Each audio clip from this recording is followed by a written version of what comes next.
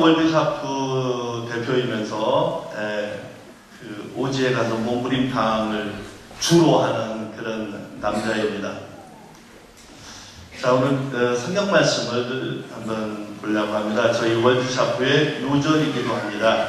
예수님께서 세례 받으시고 광야에서 40일 동안 금식하시면서 시험 당하시고 한 후에 안식일에 그 나사렛 성전에 가서 처음으로 야 성경 말씀 가지고 와라 가지고 와서 읽으신 귀절이기도 합니다. 여러분들과 같이 은혜가 됐으면 좋겠습니다. 이사야 61장 1절에서 3절, 이사야 61장 1절에서 3절, 누가복음 4장 18절에도 약간의 표현이 다르지만 동일한 말씀이 있습니다. 제가 공독에 올리겠습니다.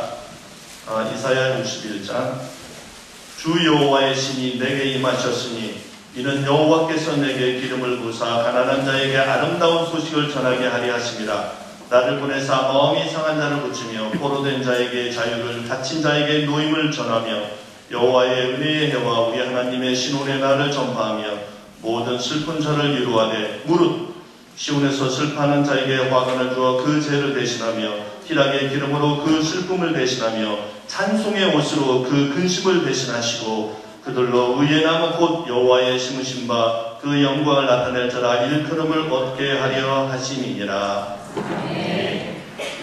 저희 영상 잠깐 보셨지만 저에게 너무 딱 맞는 말씀이시죠? 저한테만. 여러분은 전혀 상관없는 말씀이시죠? 우리가 그런 기름 부음을 받았다면 여러분들은 그럼 어떤 기름 부음을 받으셨습니까? 같이 생각하는 시간이 됐으면 좋겠습니다. 여러분, 땅끝까지 복음을 전하라고 그랬는데 어디가 땅끝일까요? 땅끝이 어디일까요? 사마리아와 땅끝까지? 오케이, 사마리아는 알겠어. 땅끝은 어디예요? 제가 제일 못하는 게 뭐냐면요, 저 혼자 얘기하는 거예요. 그러니까 여러분들도 같이 이렇게 얘기가 이렇게 했으면 좋겠습니다. 땅끝이 어디게요? 어차피 여러분들 틀리실 거거든요. 막 얘기하셔도 돼요.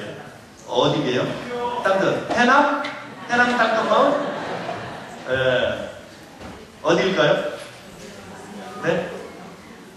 여기? 네. 여러분들 이제 점잖으셔서 표현을 잘 안 하시죠? 네. 그러면 땅끝마을이 어딘지 한번 저하고 같이 한번 가보기로 하죠. 자, 저는 인도에서 그 빈민가 아이들 데리고 몸부림탕을 한답니다. 인도에 없는 게 뭘까요? 인도에 없는 게 있습니다.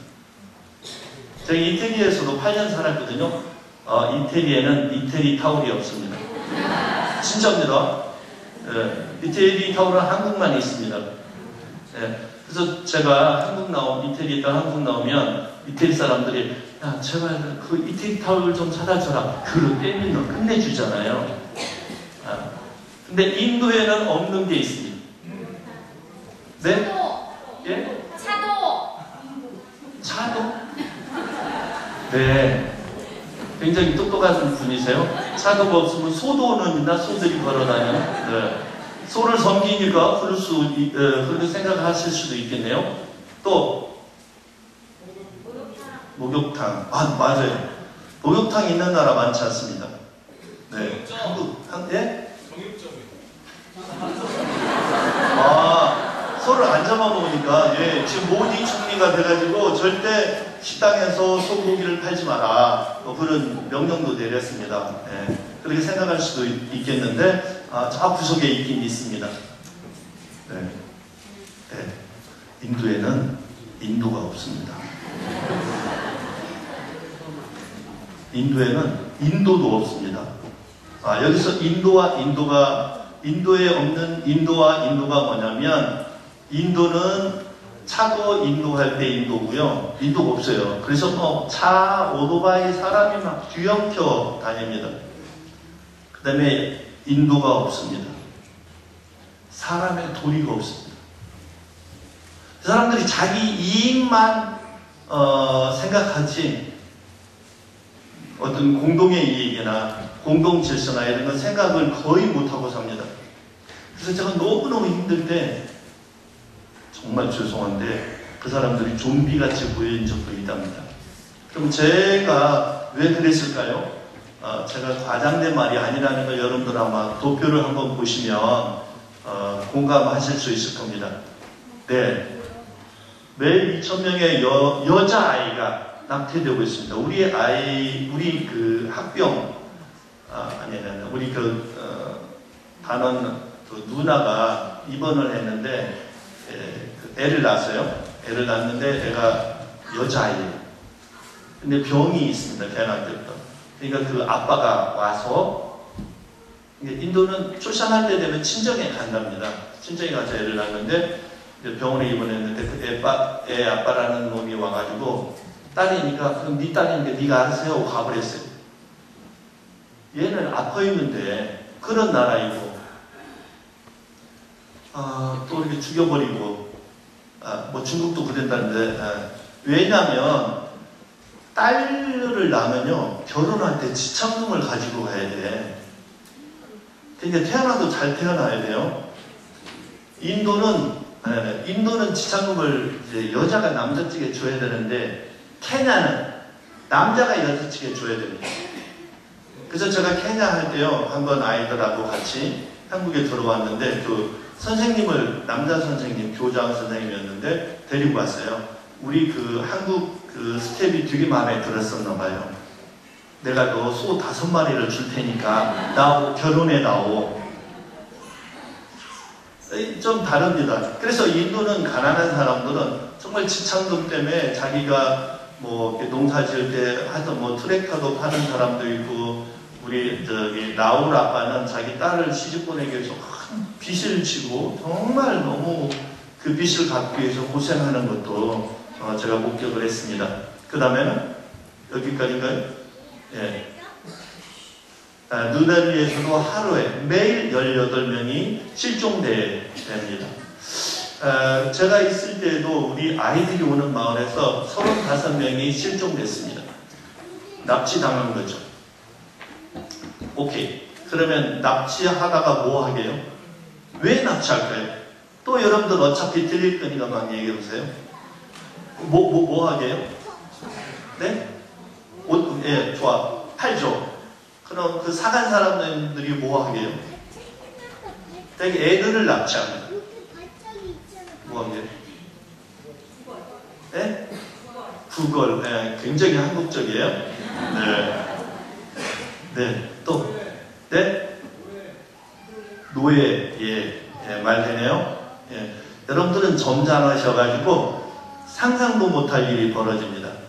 인도에 어떤 그 풍습이 있냐면 큰 건물을 지을 때, 이를테면 빌딩이나 아파트 단지 지을 때 사람의 목을 쳐서 그걸 바치면 건물이 잘 된다는 속설이 있어서 그 애들을 데려다가 죽여서 바칩니다. 그게 인도예요. 근데 이것이 그렇게 어쩌 한 번씩 일어나는 게 아니고 도표에서 보신 것처럼 뉴델리에서는 하루에 18명씩 제가 있는 저희 마을에서도 35명 아이들이 납치됐습니다. 근데 가난하니까 아이들이 과자도 못 사 먹으니까 그래 아저씨가 과자 줄게 하고 뭐 초콜릿이나 이런 거 주고 따라오게 해서 차에다 싣고 가버린다는 겁니다. 그럼 인도는 이런 것만 있을까요? 인도는 12억 인구인데 저희도 그 출생신고를 하려고 보니까 패스코드를 내기 위해서 그랬는데 70명 중에 6명만 출생신고가 되어 있었어요. 출생신고를 안 합니다. 못합니다. 병원에서 의사 사인이 있어야 출생신고를 하는데 가난한 사람들이 어떻게 병원에 가서 애 낳습니까? 우리 옛날에 뭐 병원에 가서 애 낳았어요? 근데 앞에 계신 권사님이세요? 네, 되게 권사님들이 앞에 앉으시거든요. 병원에 가서 애 낳으셨어요? 집에서 낳으셨잖아요. 그래서 신발 한번 보면서 내가 이 신발을 다시 신을까 그러셨다는 거 아니에요? 인도도 마찬가지입니다. 가난한 사람들이 무슨 병원에 가서 애 낳습니까? 근데 출생신고를 하기 위해서는 의사의 사인이 있어야 되는 거예요. 그래서 제가 이제 출생신고를 하려고 하는데 나한테 블랙머니를 달래요. 블랙머니가 뭔지 아세요? 까만 돈. 그러면 뭐 이렇게 검정색 칠해서 주나요? 우리나라 뭐예요? 뇌물이라고 그러죠? 뇌물 달라는 거예요. 아니 지네 나라 사람, 지네 나라에다 등록하라는데 외국인이 나한테 왜 뇌물을 달라고 그래? 왕싸가지 있잖아요. 그러니까 70명 중에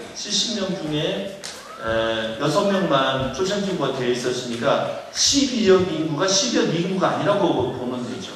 너무 많은 사람들이 등록되어 있지 않는 사람들도 많습니다. 또 18개 공식 언어가 있습니다. 그러니까 자기네끼리 의사소통이 잘 안 돼요. 그래서 이렇게 이제 여러 명이 모이잖아요. 그럼 자기네끼리 꼭, 야, 너 어디 말하냐? 너 어디 말하냐? 자기네끼리 어디 말하냐고 물어봅니다. 그러니까 서로 이야기를 하면서 그냥 대충 알아주면 돼요. 그런 나라이고, 힌두교 내에서도 3억 8천 신이 있습니다. 몇 개라고요? 3억 8천 신이 있는데, 그러니까 여러 신이 이렇게 많으니까 어때요? 여러 사람이 좀 섬겨줘야 되잖아요. 그래서 인도는 한 사람이 여러 신을 섬깁니다. 양다리, 세다리, 뭐 5다리 다 걸쳐요. 그래서 어떤 신이 복을 줄지 모르니까. 그러니까 처음에 간 선교사들은 오해하는 경우도 있습니다. 저도 오해했었거든요. 예수 믿어라 그러면 오케이. 인도 오케이가 이겁니다. 오케이, 내가 믿을게. 근데 사실은 이 사람이 5개 신을 섬기고 있었어요. 5개 신을 신을 개라고 해도 되나? 5신을 섬기고 있는데 거기다 예수 신을 하나 넣는 건 하늘가 아닌 거예요. 왜냐하면 자기가 5신을 섬기는데 요 모양 요 꼴로 사는 거예요. 근데 혹시 모르잖아요. 예수 신이 복을 줄지도. 그러니까 한 달이 더 걸쳐보는 거지 뭐. 이왕 섬기는 거 여러 신을 섬기는 거죠.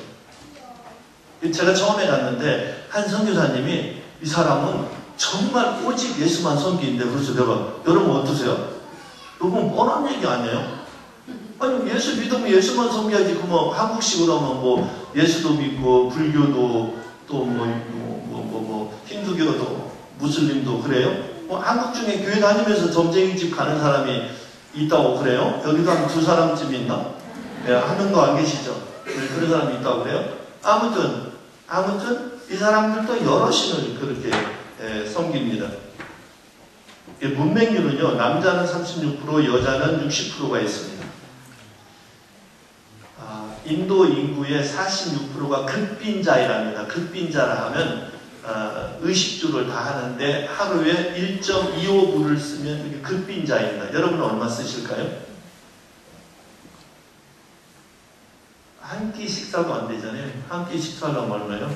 여기는 얼마예요? 그냥 보통 백반 이런 거 5,000원? 4,000원? 네? 부자시구만. 우리 좀 보통 그냥 이런 이를테면 뭐지? 순두부찌개 얼마예요? 여기 오냐면? 네? 7,000원? 와, 우리 사무실 있는 동네는 5,000원인데 어떻게 서울보다 워낙 더 비싸요? 예, 이렇게 많은 우리는 비용이 듭니다. 한 끼 식사에. 그래서 이제 1.25불을 쓰면 세계적으로 빈민가 이렇게 취급을 하는 것입니다. 또 카스트는 신분 제도가 있어요. 이렇게 사람이 그 계급이 있습니다. 또 카르마에 갇혀 살죠. 우리 성경에서 보신 것처럼 갇혀 사는 자에게 해방을 주는 기름 부음을 받으셨다고 예수님도 증언하고 계십니다. 카르마에 갇혀 삽니다. 그래서 이 사람들은 카스트와 카르마에 갇혀 사는 사람들이고, 인도는 거짓령이 정말 팽배합니다. 이 사람들이 그 거짓말이 아니라 그냥 생활인 것 같아. 금방 들통날 일을 막 거짓말을 해요. 그래서 제가 그 선교사님한테 그랬습니다. 여기는 공기도 사악한 것 같아요. 저는 뭐 영적으로 그렇게 깊은 사람도 아니면서 제가 느낌이 그랬어요. 막 온통 거짓의 우상들에 바글바글 되니까 공기가 사악하게 느껴졌어요. 거기다 인도는 들어오니까 냄새도 많이 나거든요. 진짜 사악하게 느껴져요. 그랬더니 저는 농담만 진담만 했어요. 근데 그 선교사님은 되게 진정해. 네, 맞아요. 공기도 사악해요. 그러시더라고요. 정말 힘든 나라인 거죠. 2000년 전에 예수님 제자 도마가 가서 복음을 전한 나라이지만 아직도 기독교 인구는 3% 미만의 기독교 인구를 가지고 있습니다. 아까 보신 것처럼 인신매매가 공공연하게 이루어지는 나라이고요. 이런 나라에 저희 월드샤프는 해막을 안고 여기에 가게 되었습니다. 그러면 지금 저희가 여러분들이 아시는 것처럼 저희는 거기서 주로 하는 일이 여러 가지 하죠. 학교 뭐 칠판이 없는 학교는 칠판도 넣어주고 책걸상이 없는 학교는 책상 넣어주고 뭐 장학금도 주고 뭐 소개 목사님이 해주신 것처럼 여러 일을 하지만 주로 하는 것은 합창단 일을 합니다. 그러면 왜 많은 일 중에서 합창 일을 할까요? 이 영화를 많이 보신 분들도 많이 계실 텐데 이 과라니족입니다. 이 과라니 그 원주민들은 과라니족인데 이 사람들은 브라질, 파라과이 그쪽 일대에 많이 퍼져 있는 부족입니다. 근데 이 사람들만 나무랄 수가 없습니다. 왜냐하면 많은 백인들이 여기에서 잡아다가 노예로 삼았거든요. 그래서 이 사람들 굉장히 살기가 등등합니다. 근데 이미 많은 선교사들을 십자가 틀에 묶어서 이 낭떠러지로 떨어뜨려서 죽인 적이 여러 번 있었습니다. 이 사람들도 이제 잡히면 죽습니다. 근데 이 과라니족과 이 가브리엘 선교사이신데요. 가브리엘 선교사를 뭐가 연결해서 이렇게 복음을 전하는 데까지 갈 수 있었을까요? 네? 다 맞출 수 있는 건데. 음악이 있잖아요. 음악이 이런 힘이 있습니다. 이것이 바로 음악이고 그 원주민들 영혼 속에 복음이 깃들어지게 되는 거죠. 이것이 무엇이냐? 바로 뮤직인 미션, 바로 음악 선교인 것입니다. 그래서 저희가 음악 선교를 하는 성경의 몇 가지 근거를 제가 빨리빨리 읽으면서 배울까 합니다. 에스겔 28장 13절에 보면 내가 지음받던 날에 너를 위하여 소고와 비파를 예비하였도다. 에덴 동산 이야기잖아요. 신명기 31장 19절에서 22절에는 하나님이 모세에게 노래를 가르쳐 주셨어요. 처음 듣는 얘기 아니신가요? 그러므로 이제 너희는 이 노래를 써서 이스라엘 자손에게 가르쳐 그 입으로 부르게 하라. 그들이 재앙과 환난을 당할 때에 그들의 자손이 부르기를 잊지 아니한 이 노래가 그들 앞에서 증인처럼 되리라. 나는 내가 맹세한 땅으로 그들을 인도하여 드리기 전 오늘날에 나는 그들의 상상하는 바를 아노라. 모세가 당일에 이 노래를 써서 이스라엘 자손에게 가르쳤더라. 저는 정말 신기해요. 하나님이 노래를 불러주고 그랬었잖아요. 모세가 이제 죽을 때가 거의 됐을 때 하나님이 구름 속에 나타나서 하신 말씀인데요. 너 받아 적어. 그러니까 모세가 이걸 받아 적었다는 거 아니에요. 자, 우리 피아니스트 체보하기 쉬워요, 어려워요? 체보하기. 체보가 뭔지 아세요? 그냥 이렇게 공중에 있는 어떤 누가 부르면 그 노래를 악보화하는 거예요. 쉽겠어요, 어렵겠어요? 그러니까 모세가 체보를 했다는 게 신기해. 그렇죠? 음악교육 먼저 따로 받았나? 예, 저는 잘 안 됩니다. 음대에서 그런 훈련을 좀 하는데 저는 잘 못하겠더라고요. 예, 근데 모세가 그거를 다 하나님이 불러주는 대로 다 체보를 하고 가사를 적고 해서 그날 바로 이스라엘 자손을 모여! 해가지고 노래를 가르쳐줬다는 거예요. 누가복음 2장 8절에서 14절에 보면은 예수님이 탄생할 때 누가 찬송했다? 천사들이 글로리아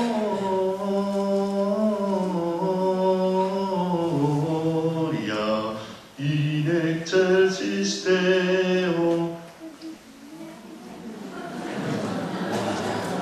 네, 천사들이 찬양했습니다. 또 여호수아 6장 15절부터 또 데살로니가전서 4장 6절에 보면은 여리고성이 무너지는 장면이 나옵니다. 또 사도행전 16장 25절에 보면은 빌립보에서 바울과 실라가 옥중에 기도하고 찬송할 때 잘 아시죠? 뭐가?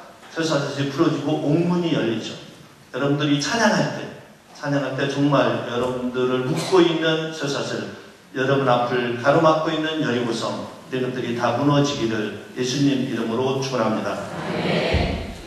요한계시록 4장 1절에 보면 내가 보니 하늘에 열린 문이 있는데 내가 들은 바 처음에 내가 말하던 나팔 소리 같은 그 음성이 가로되 이리로 올라오라. 데살로니가전서 4장 16절에도 동일한 말씀이 있습니다.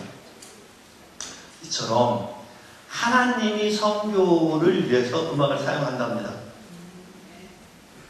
뭘 사용해?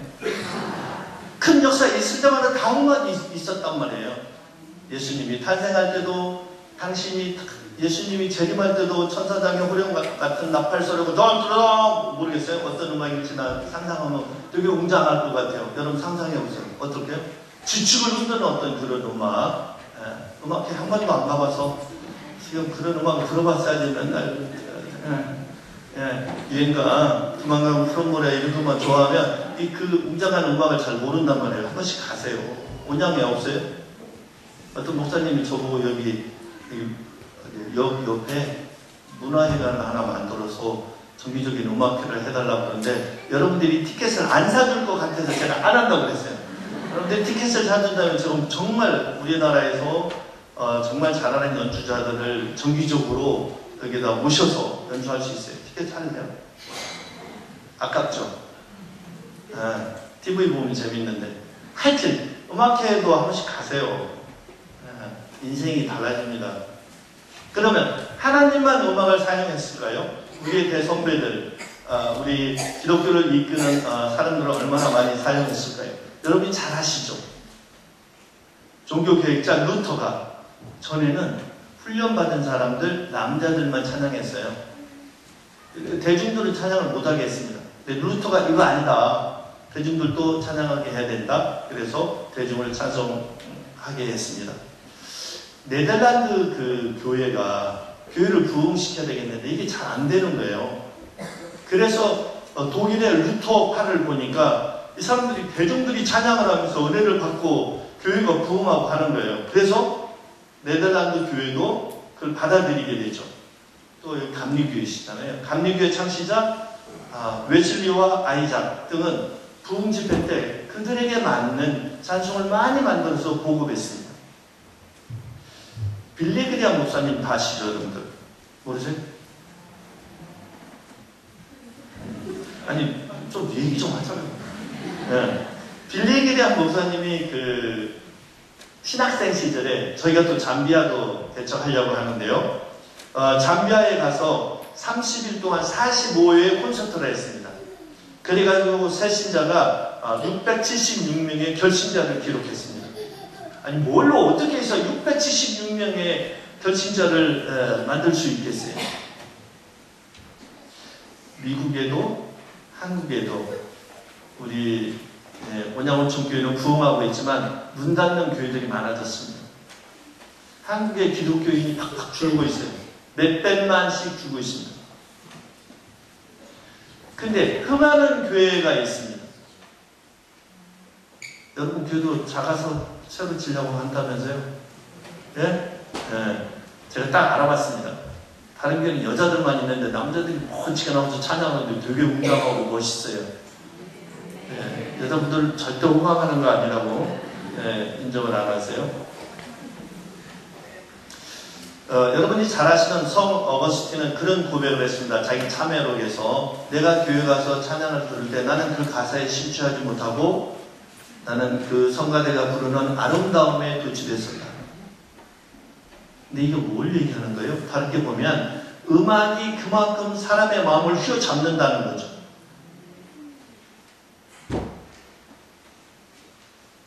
우리가 말로만 선교를 한다면 많은 사람들을 모아놓을 수 있을까요? 정말 어려운 일입니다. 음악 때문에 귀를 기울이고 아까 과란이족처럼 마음의 문을 열기 시작하죠. 저 저번 달인가요? 여기 그 캐나다의 힐송 처치가 와서 공연을 했는데요. 스탠딩 티켓, 서서 보는 티켓 값이 5만 원이었습니다. 3만 명이 모였다는 거 아니에요? 서서 보는 티켓 2시간 동안.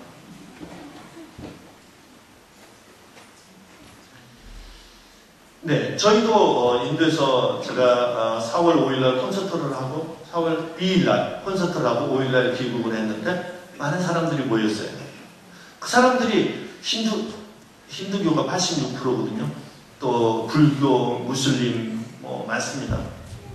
근데 좋아, 한 90%는 타종교잖아요. 숫자적으로 보면 이 사람들이 의무적으로 30분 동안 찬양을 불러야 돼요. 왜냐면 내 앞에 레퍼토리를 다 찬양곡을 넣거든요. 근데 반항하는 사람이 아무도 없어요. 목사님 죄송합니다만 목사님이 가서 그 사람들 놓고 설교했다가는 당장 추방 당했을 거예요. 근데 우리는 음악이잖아요. 누가 뭐라 그래. 그래서 저희 그 총영사가 저만 보면 선생님 절대 종교색을 드러내지 마세요. 내가 언제 교인이라고 그랬어? 내가 언제 기독교인이라고 해서 좀 말도 안 했는데 기독교인 아니면 누가 미친 짓을 하겠어요. 여기 와서. 그냥 뻔하지. 근데 저희는 뭐 드러내고 안 드러내고 하지도 않습니다. 드러날 일이 있으면 드러나고 뭐 아니면 아니고. 그런데 다들 좋아하죠. 저희 그럼 학부형들은 왜 보낼까요? 자기가 힌두 신자인데 다 옵니다. 이번에 힌두 신자들이 Amazing Grace How Sweet 이 찬양했어요. 힌두교 신자들이. 힌두교 신자 입에서 하나님의 그 달콤한 목소리, 아름다운 소리를 찬양했다니까요. 이 사람들이 30분 동안 의무적으로 찬양을 들어야 돼요. 근데 그것도 거부하는 마음이 아니라 마음을 열고 기쁜 마음으로 받아들이는 거예요. 그러면 저는 거룩한 소리 좀 잘 하기 싫어하는데 저는 이 음악을 만드는 기술이 있으니 이 기술을 바쳤더니 그들에게 사람을 모으고 들려줄 수 있는 기회가 생긴 거죠. 근데 그들의 마음은 제가 움직일까요? 딴 사람이 움직여야 될까요? 사람이 아니지. 딴 분이. 네, 저는 모으고 들려줄 수가 있었어요.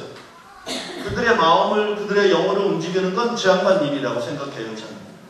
그 완악한 인도 사람들의 마음을 저는 돌려놓을 자신이 전혀 없습니다. 정말입니다. 그러나 힌두교 신자 입에서 하나님을 찬양하게 되고 힌두교 신자들 귀에 30분 동안 찬양을 들릴 때 찬양 중에 거하시는 하나님이 그들의 역사할까요? 안 할까요? 예, 믿음이 없는 분은 아멘도 안 하고 하여튼 아멘 하신 분들은 복 받으시고 큰 믿음 가지시기 바랍니다. 네, 역사하지 않을까요? 역사 안 하면 그건 당신 손해고 제가 어떻게 할 수가 없잖아요. 근데 많은 그 타종교인들이 90%가 되는 타종교인들이 정말 마음 놓고 너무 좋다고 사랑한다고 너는 정말 거룩한 일을 하고 있다고 저한테 막 칭찬해요. 타종교인들이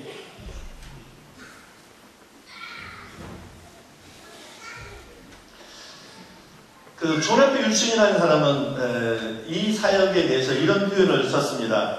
음악 없이 영혼을 구원하는 노력은 마치 발 없이 달리는 것과 같고 손 없이 권투하는 것과 같다.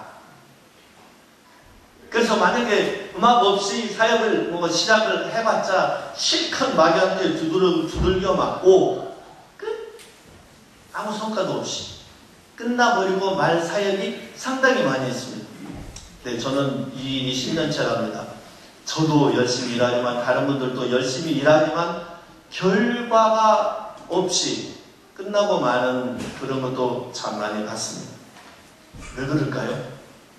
네, 열심히 달렸는데 발이 없이 달려서 그런 거 아닐까 생각이 듭니다. 여러분, 여기서 우리가 주의해야 될 게 있는데요. 그러면 사탄은 음악을 사용하지 않을까요? 사탄은. 네, 우리보다 더 많이 사용하는지도 몰라요. 이 세상에 널려있는 락, 제가 부탁인데요. 교회에서는 CCM 락 이런 거 하지 마십시오. 예. 저는 음대에서 배울 때 락 음악은 사탄의 음악이다 이렇게 배웠습니다. 교회에서 배운 게 아니에요. 일반 학교에서 그렇게 배웠습니다.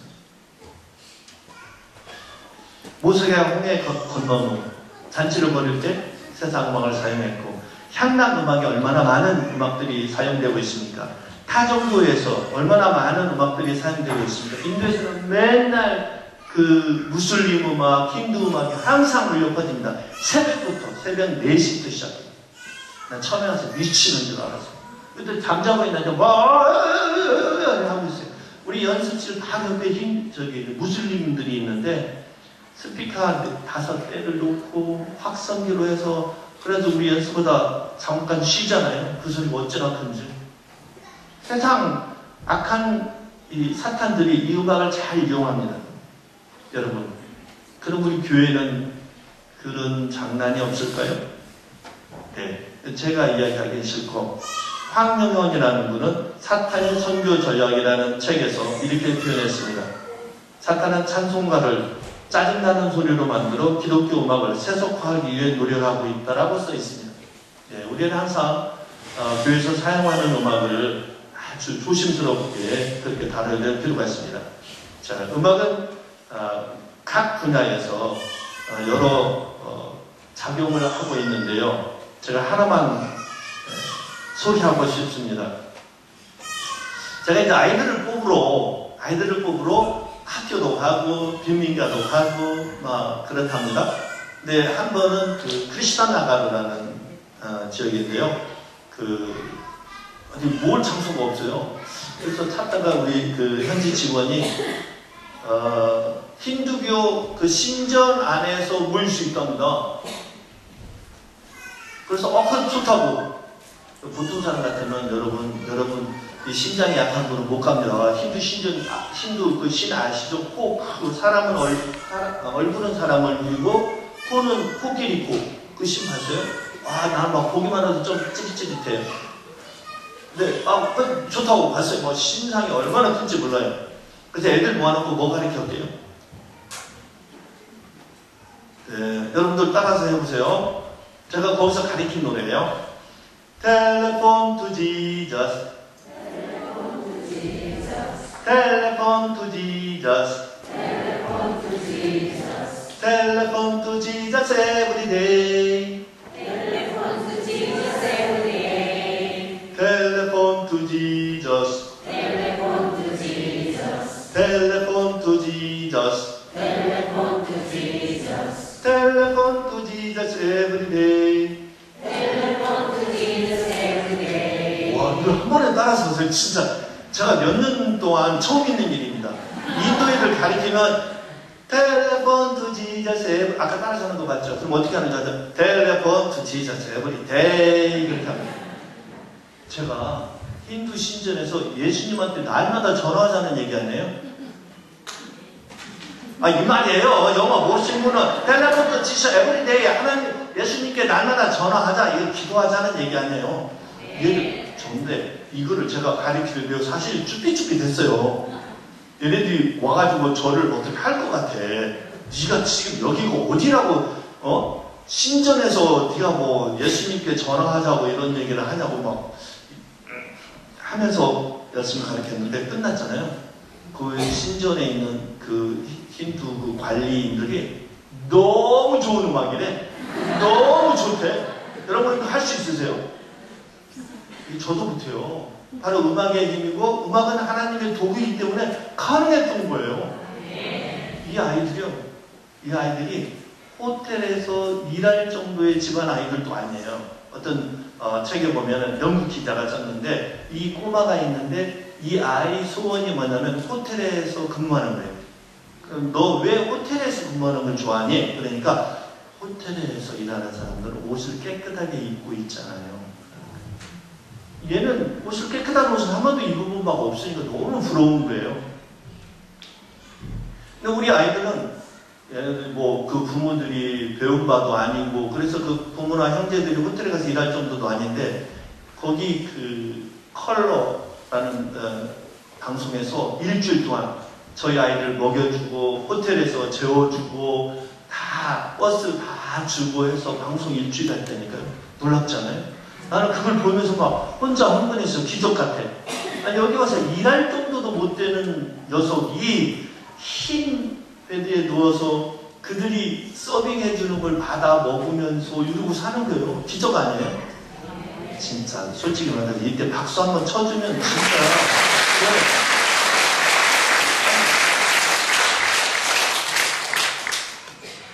저는 정말 힘들어 했거든요. 왜냐면 얘네들이 말을 잘 안 들어요. 한국 애들도 말 좀 요즘 잘 안 듣지만 모든 말을 비토 들기 때문에 상당히 힘들었는데 이 아이들이 이렇게 태어났더니 이 아이들이 이런 대접을 받고 이런 기적이 일어나더라는 거죠. 제가 처음부터 이런 일을 하는 사람은 아니었답니다.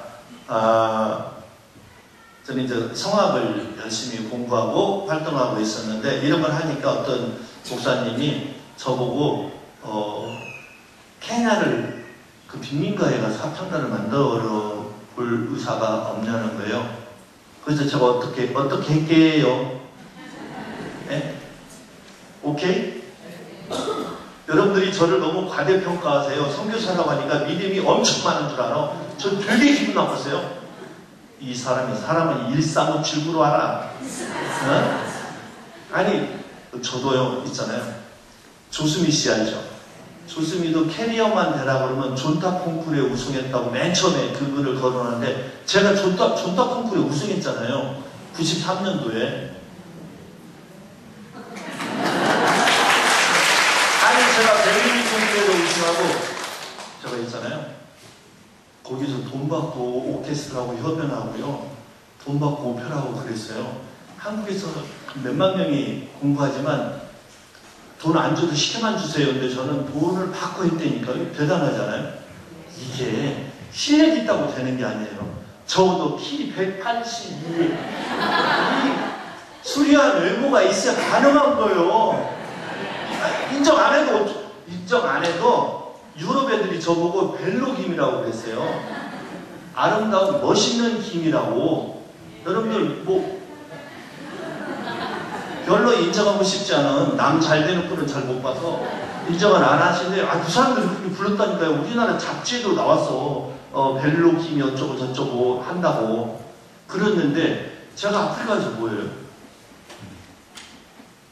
혹시 제가 유럽의 어떤 큰 나라에 가서 한다면 오케이 뭐 그거 작업으로 돈도 벌고 또 오페라 음악 활동도 하고 very 굿이죠. 근데 아프리카 가서 뭐예요? 근데 제가 집에 오면서 집에 와서 생각을 했습니다. 저도 이제 인생의 후반전을 달리면서 50이 넘을 때 여러분들 보이게나 40 몇 살로 보이죠? 또 인정을 안 해요. 50을 넘기면서 후반전을 어떻게 보낼까? 전반전은 좋았어. 부모의 사랑도 많이 받고 교회에서 권사님들, 장로님들, 집사님들 사랑도 너무너무 많이 받고 너무 좋았어. 많은 여학생들을 잠 못 이루게 하는 그런 거 사랑도 받고 사랑 받았지만 후반전은 그럼 어떻게 보낼까? 이건 너무 멋있는 거예요. 아프리카 밀림에 울려 퍼지는 천사 같은 아이들의 하모니 너무 멋있잖아요. 가장 불행한 아이들이 가장 화려한 무대에 쓴다. 엄청난 반전인데 그 반전의 중앙에 내가 있다. 이게 너무 매력적으로 다가왔어요. 그래가지고 제가 한다고 했어요. 그래서 갔잖아요. 갔는데 쓰레기장에 있는 학교에서 저보고 하라는 거예요. 제가 그날로 다시 한국에 가겠다고 했습니다. 그러니까 여기서 우리 원양원천교회도 선교회에 큰 비전을 가지고 있다는 얘기를 여러 번 들었습니다. 여러분 상상하고 가시면 안 돼요. 낭만적으로 생각하고 가시면 절대 안 됩니다. 선교사들이 제일 힘든 게 뭔지 아세요? 후임 선교사. 단기로 오는 선교로 하는 분들 제일 힘들어요. 왜 힘들게요? 왜 힘들게 해요? 와서 다 정죄하거든. 당신 왜 이걸 이렇게 해? 왜 저렇게 해? 저기 캄보디아에서는요 선교사가 죽으려고 그래요. 왜 그래? 그랬더니 후임 선교사가 왔는데 자기 왜 여행을 안 시켜주냐고. 내가 여행을 하면서 캄보디아를 알아야 캄보디아를 구원하지. 여기서 당신이 나 일만 시키면 내가 잘 모르잖아. 근데 이 선교사가 기가 막힌 거예요. 지금 왔으면 열심히 선임 선교사 따라다니면서 일을 배워야도 시원찮은데 얘는 딴소리 하는 거예요. 정전 선교사님은 왜 이렇게 사랑이 없으십니까? 선교사님. 후기하는 거예요. 후임이. 그래서 제가 선교를 배울 때 그런 얘기 들었는데 참 가슴에 와 닿는 얘기였습니다. 후임 선교사는 선교지에 갈 때 늦게 회의에 들어가는 사람 마음으로 들어가라. 죄송한 거지. 너무 죄송한 거지. 이렇게 가야 되는데 우리 한국 교회들은요 대개는 독선이 있거든요. 아니 왜 그래? 왜 저걸 저렇게 해? 이럴 때는 이런 거예요. 여러분들이 선물을 잔뜩 싸가지고 가시잖아요. 안 싸가지고 와요? 현금으로 가지고 가나요? 최고입니다. 예. 선물을 가지고 가면 이 선교사가 이 사람들한테 다 나눠주라고 그래야 돼. 그러면 내가 너에게 뭐 이런 걸 넣어 이 폼이 나거든요. 근데 대부분 선교사는 안 그럴걸요? 그러나요? 안 그렇습니다. 저도 그렇게 못하게 합니다. 근데 가지고 간 사람은 생색을 좀 내고 싶은 거야. 근데 그러면 절대 안 돼요.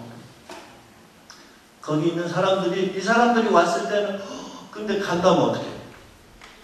그러니까 여러분 선물을 가지고 혹시 가시면 숨겼다가 선교사님 여기 있습니다 주고 어떤 사람은 그것까지도 흉보더라고. 창고에 보니까 물건들이 엄청 있더래요. 그 선교사가 그걸 먹어요? 뭐 노트가 이만큼 쌓여 있어. 선교사가 그걸 먹어요? 선교사 아들 줘도 한두 번이지. 결국은 다 나눠줘요. 때가 될 때 줘야 될 이유가 있을 때 주는 거예요. 여러분 저는 항상 줄 때 되게 조심해요. 잘못 주면 더 큰 거지를 만들거든요. 그렇잖아요. 그런 경험들을 아주 많이 했습니다. 아프리카에서 미국의 한 단체가 일부러 실험하려고 계속해서 날마다 일정에게 돈을 줬어요. 그러다가 2달을 주고 딱 끊었습니다. 그랬더니 그 사람들이 뭐라고 좋아하세요? 너 왜 내 돈 안 내놔? 내 돈 내! 이러는 거예요. 저도 그런 경험했습니다. 케냐에서 갈 때 아이들을 데리고 다 한국에 왔을 때였어요. 거기 여직원을 한 명 남겨놓는데 여직원이 우리 합창단에 난리가 났다는 거예요. 그래서 저는 도둑 맞았거나 불난 줄 알았어요. 그랬더니 학부형들이 다 찾아왔대요. 2주 만에 한 번씩 여러분 그 흑인들 이렇게 하얀 거 줄럭줄럭 넣는 거죠. 영화에서나 뭐 다큐멘터리 이런 데서 보셨을 거예요. 그게 우갈리라는 거거든요. 그 옥수수 가루입니다. 그거를 2주 만에 한 번씩 주었는데 야 네가 줘서 우리 식구 그걸로 먹었는데 니네가 안 준 그럼 우리는 뭐 먹고 살아? 이렇게 나오는 거예요. 그래서 제가 이것 또한 잘못이구나. 그래서 지금 어떻게 하는 줄 아세요? 아이들 장학금을 주는데 진짜 째째하게 줍니다. 어떻게 째째하게 주냐면 우리가 이제 비전팀하고 콘서트팀이 있는데 콘서트팀만 주는 거예요. 비전팀은 이제 그 새로 들어온 아이들 또 진도가 늦는 아이들은 아예 주는 대상이 아니에요. 그리고 출석을 봅니다. 그리고 학교 성적을 봐요. 학교 성적이 반절 이하면 안 줘버립니다. 또 결석이 잦으면 안 줘요. 왜 그러게요? 자극을 주려고 하는 거죠. 얘는 학교 성적도 좋고 출석도 좋고 노래도 잘하고 받을 자격이 있다는 거죠. 그래서 또 못 받은 애들에게는 자극이 되고 필리핀에서 이렇게 농업기술을 가르치는 선교사님 당국 계시는데 이분은 누구를 도와주고 싶은 게 이런 거예요. 여기 있는 돈을 절로 옮겨라. 근데 아무 의미 없는 일이에요. 그 일은. 그 돈은 아마 거기 있는 게 더 잘 어울릴지 몰라요. 근데 그 도움을 받는 사람을 거지를 만들지 않는 거죠. 그냥 주면 거지 만드는 거잖아요. 다음에 더 큰 걸 요구할걸요. 저는 또 안 뺏기려고 그렇게 노력합니다. 왜냐하면 저를 속여먹으려고 얘네들이 아주 작전을 아주 치밀하게 짜요. 근데 머리가 너무 좋아요. 제가 헷갈렸다 너무 나를 코너로 막 오는 거예요. 이렇다면 지금 한국에 와야 되는데 비행기표를 오늘 밤에 돈을 네가 입금 안 시키면 다 날라간대. 뭔가 좀 수작이 보이잖아요. 퇴근 후에 무슨 입금을 시키라고 그래? 냄새가 나잖아요. 근데 제가 어떻게 해야 돼요? 진짜 그랬다 입금 안 시키면 비행기표 없어보면 어떻게 해? 한국에서는 다 일정 잡아놓고 기다리고 있는데 어떻게 해야 돼요? 제가 입금을 시키잖아요. 제가 입금을 시킨다니까요. 얘네들이 이렇게 뭐하. 근데 이거 잘못 주면 그 사람을 더 큰 도둑으로 만드는 거잖아요. 그렇죠? 이 사람이 나한테 100불을 속여 먹었다면 다음에는 1000불을 속이려고 하지 않을까요? 그래서 안 믿기려고 매일 싸워요. 그래서 지금 재밌는 게 지금 저희가 영화를 찍고 있거든요. 암스테르담 영화제가 다큐멘터리는 최고 건의가 있답니다. 거기 11월 달에 상영될 거예요. 출품 선정이 됐어요. 제목이 뭔지 아세요? Sing You the Angry Bird.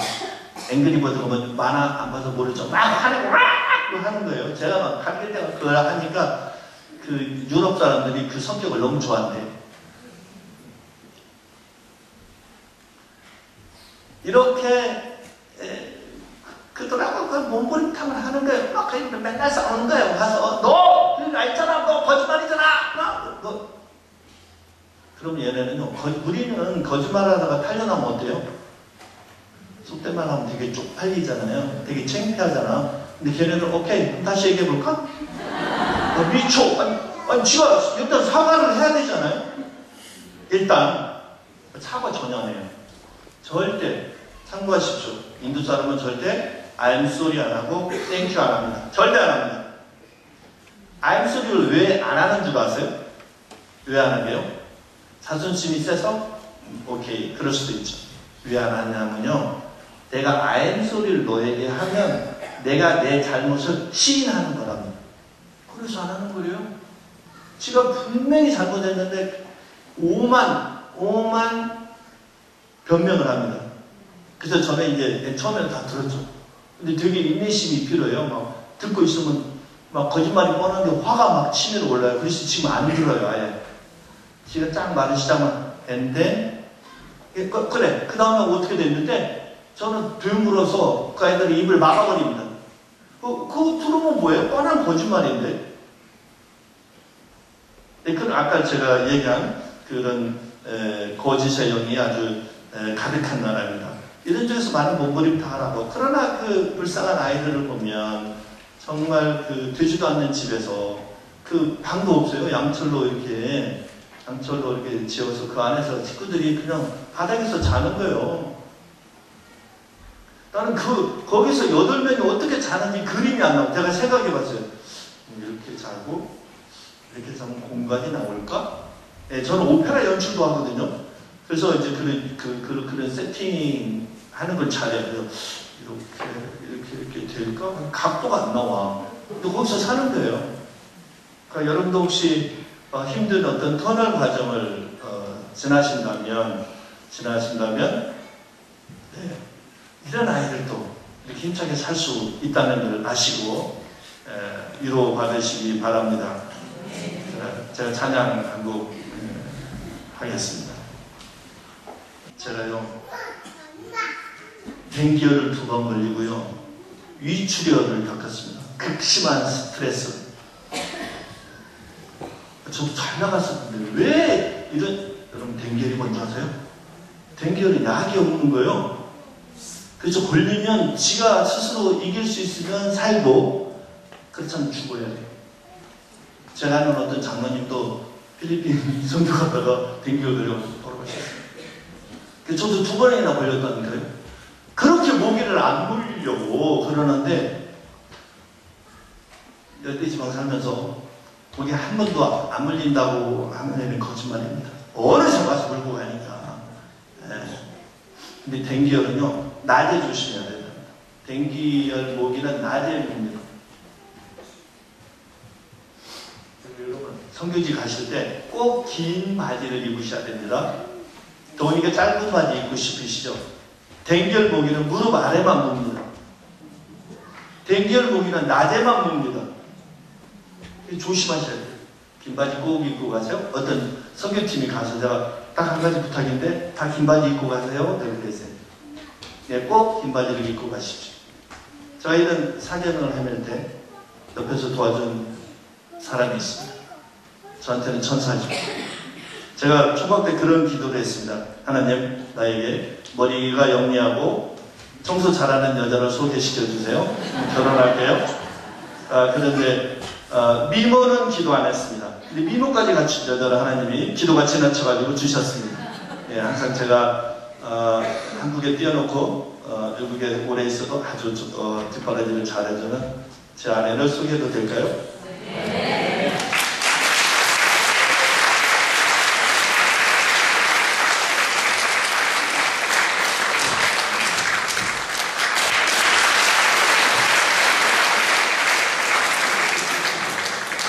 한 말씀 하실까요? 자, 여러분들 덕분에 좀 점수를 따려고 하고 있습니다. 반갑습니다. 저는 영리하고 청소 잘하는 성혜숙입니다.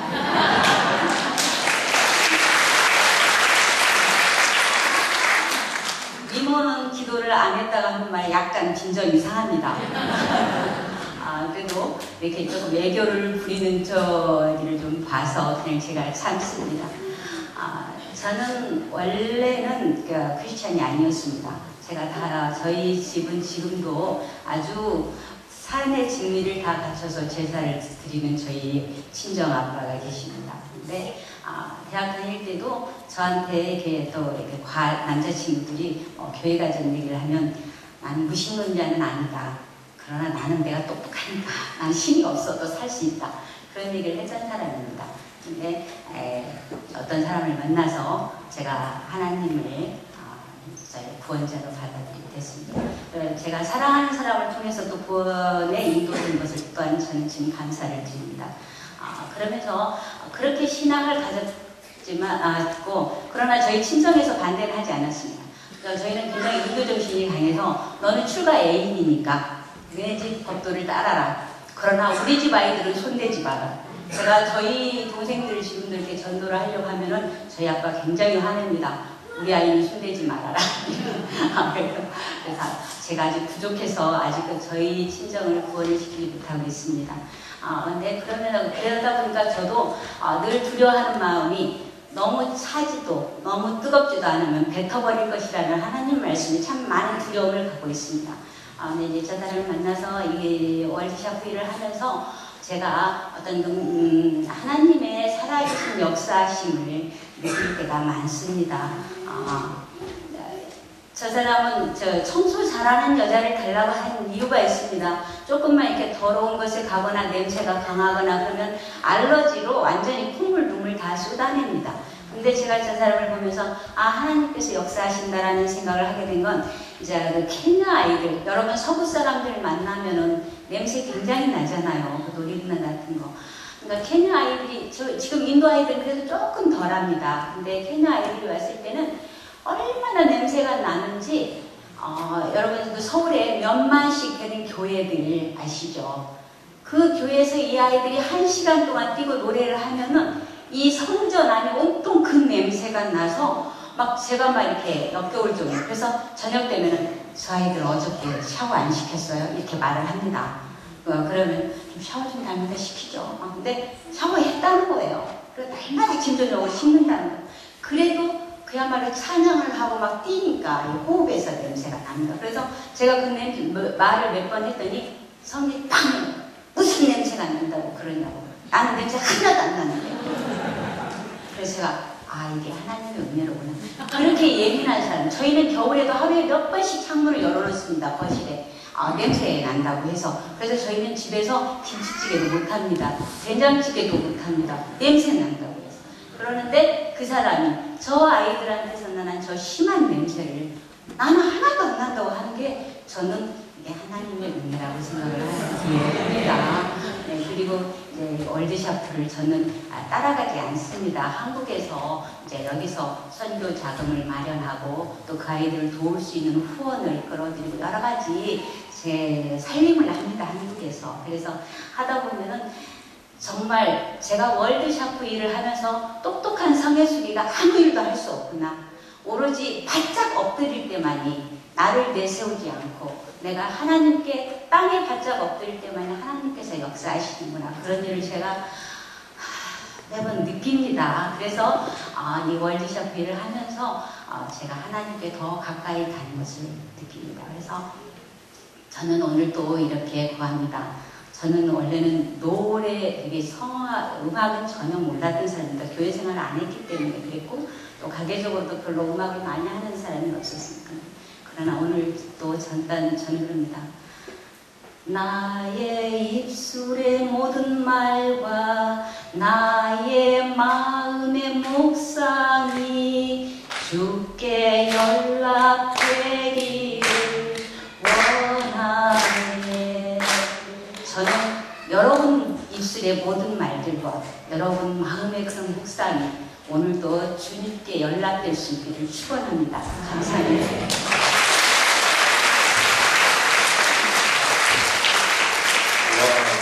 서당계 3년이면 풍어를 읊고 10단계 3년이면 라면을 끓인다고. 노래 잘하네. 노래하는 거 처음 들었는데. 노래 집에서는 흐르는 걸 잘하는데요. 목 잡고 노래 가지고 목 좀 잡지 말고 노래해라 그러는데. 여러분 선교지를 가기 위해서 여러분들은 준비를 많이 하셔야 됩니다. 열정으로만 안 됩니다. 기도로만도 안 됩니다. 교회에서 기도로만 안 된다고 이런 말 해도 돼요? 안 되죠. 근데 진짜 저 경험했습니다. 저는 아프리카를 기도 한 번도 안 하고 갔다는 거 아니에요. 그래서 쌩고생을 했죠. 근데 10년, 제가 아는 성악가인데요. 10년 동안 아프리카를 놓고 기도했대요. 저 감동받았잖아요. 저 사람이 그런 사람인가? 제가 하고 그 사람을 파송했어요. 우리 단체에서 케냐로. 그랬더니 3개월 만에 도망가 버렸어요. 너무 힘들다고. 저는요, 뭐 연습실이 있었어요? 집이 있었어요? 집이면 저는 집을 가꾸는데 그렇게 힘든 줄 몰랐습니다. 한 사람은 시집 보내는 거예요. 일주일 내내 샀는데 지금도 집에 모자란 것이 있대요. 쓰레기통, 쓰레바지, 빗자루, 부엌, 칼, 뭐 젓가락, 숟가락, 포크, 칼도 한 가지가 아니랍니다. 남자들은 잘 모르죠. 별별 것 사도 별별 것이 모자란 거예요. 그렇게 해서 다 장만해놓고 그 사람은 가서 노래만 가르치면 되게 해놨는데 10년 동안 기도한 사람이 3개월 만에 도망가 버렸다는 거예요. 여러분 열정으로 안 됩니다. 기도만 하고 아무 준비도 안 하고 그냥 가면 절대 안 됩니다. 우리 합창단 지휘자를 제가 파송한 적이 있었는데요. 어쩔 줄 아세요? 또 연주곡도 꼭 가지고 가고 곡도 많이 네가 준비해서 가고 그랬는데 우리 콘서트를 하려는데 연주곡을 안 가지고 왔어요. 연주곡. 이게 무슨 지휘자입니까? 이렇게 준비를 안 하고 열정만으로 나는 선교지 지금 선교하러 간다. 지금 무슨 선교를 해. 그렇게 준비를 안 해가지고 여러분 선교지 가면 공부를 많이 하셔야 됩니다. 많은 사례들을 연구하십시오. 한 가지만 제가 소개를 해드리면 이런 겁니다. 선교지의 우물을 한국에서 많이 파주세요. 우물을 파주면 위를 딱 끊어가지고 쇠로 팔아만 버립니다. 그리고 이제 좀 쓰다가 또 그 고무 파킹이 고장날 거잖아요. 달아지면. 그 멋진 줄 아세요? 안 써버려요? 그래서 한 선교사님이 이렇게 했습니다. 내가 우물을 파줄 테니까 나하고 너하고 반절씩 내자. 네가 돈을 얼마씩 걷어와라. 그러면 그 반절은 내가 내봐. 그랬더니 그 작두 펌프 그리고 얼마나 깨끗이 닦고 잘 관리를 하는지 테크닉이 필요하다면 여러분 어떤 학생이 공부를 잘해서 의대를 갔습니다. 교회 다니는 학생이죠. 기도를 하는데 1년 동안 이 의학 공부도 좀 했습니다. 근데 이 학생이 생각을 했습니다. 야, 내가 지금 여기서 공부만 하고 있을 때가 아니라 세계에서 죽어가는 사람들이 얼마나 많은데 내가 나가서 사람들을 고쳐 주고 살려야지 하고 갔습니다. 여러분 이게 맞습니까? 의사 자격도 없는 사람, 의료 기술도 제대로 배우지 않은 사람한테 여러분 몸을 맡기실 의사가 있으세요? 저는 못합니다. 자격증을 따가지고 전문의를 땄어도 우리가 이 사람은 잘하니 못하니 따지고 병원을 선택하잖아요. 공부를 많이 했어도. 근데 1학년 다니고 열정만으로 간다고, 믿음만으로 간다고 되는 겁니까? 여러분 준비하셔야 돼요. 자, 또 그 장소에 대해서 우리가 공부할 필요가 있습니다. 어떤 큰 물난리가 나서 원숭이가 외딴 섬에 갇히게 됐어요. 한참 있는데 붕어 한 마리가 여기서 팍팍팍 뛰는 거예요. 원숭이가 볼 때 대단히 그 붕어가 위험한 거야. 그래서 이게 나뭇가지를 잡고 겨우 해서 붕어를 땅에다 올려놨습니다. 붕어가 얼마나 좋다고 뛰는지 팔짝팔짝 뜁니다. 난리가 났어요. 원숭이도 흐뭇했습니다. 얘가 너무 좋아합니다. 좀 있으니까 얘가 이제 편안하게 쉬고 있는데 원숭이가 떠났습니다. 여러분, 원숭이가 선한 의지가 없었습니까? 선한 마음이 없었습니까? 선한 마음으로 붕어를 구했지만 결국에는 붕어를 죽이는 꼴이 되는 거죠. 자기가 돈이 많다고 가서 현지다 퍼부어보니 결과는 어떻게 나왔습니까? 자기는 당시에 인기가 있었는지 모르지만 그 사람들 더 큰 거지로 만든 결과만 있었어요. 지금 아프리카가 여러분 아세요? 거기다 퍼부은 돈을 거기다 다 쌓는다면, 양식으로 쌓는다면 아프리카 전체를 덮고도 남는답니다. 근데 여전히 아프리카는 가난합니다. 제가 인도도 얘기했죠? 인도도 I'm sorry, thank you로 안 한다고. 저는 언제 어떻게 될지 모르겠어요. 그래서 저희는 어린이 사역을 합니다. 어린이는 더 빨리 우리가 잡을 수 있죠. 우리도 전에 선교사들 손잡고 외국에 가서 공부해가지고 오신 분들이 한국에 좋은 리더들이 많이 나왔습니다. 이 아이들을 우리가 잘 좋은 리더로 키워서 이 아이들이 여러 곳에서 큰 리더가 될지 작은 리더가 될지 모르겠습니다. 저는요 몇 명이 나올지 모르겠습니다. 작은 리더가 돼도 좋고 큰 리더가 되면 더욱 좋고, 그래서 그렇게 범죄가 많고 그렇게 커럽션이 많은 인도에서 이 아이들이 캄보디아에서 또 어디 우리가 앞으로 개척할 그런 나라에서 이 아이들이 정말로 좋은 리더가 된다면 그 사회를 아름답게 하나님이 기뻐하시는 그런 나라로 만들지 않을까 생각을 합니다. 자, 이렇게 저희는 몸부림탕을 하고 있었지만 하나님께서는 일하고 계셨습니다. 저는 여러 가지로 깜짝 놀란 적이 있었습니다. 제가 좋아하고 같이 기도를 많이 했던 배운순 집사님이라고 저 가까운 분이 계시는데, 연세대 세브란스 병원에서 열몇 시간, 서너 시간을 앉아서 수술했는데 이분이 늘면서 굉장히 많은 환상을 받습니다. 제가 병문안을 갔더니 이제 간증을 해주는데 여러 환상을 보는 중에 제 환상을 봤답니다. 제 환상을 봤는데 예수님이 인도에서 일하시는데 너무 힘들어 하시더래요. 근데 우리 아이들의 그 노래소리를 듣고 예수님이, 이분이 말이 어두나세요. 있잖아요, 그 뜨거운 여름에 일할 때 시원한 바람이 싹 부는 예수님이 그런 기분이었어요. 이 사람이 그런데 나는 맨날 너무 힘들어 하는데 예수님이 기뻐한다면 나 같은 것이 일하는 것에 대해서 예수님이 기뻐한다면 내가 무엇을 못하냐. 그런 똑같이 했답니다.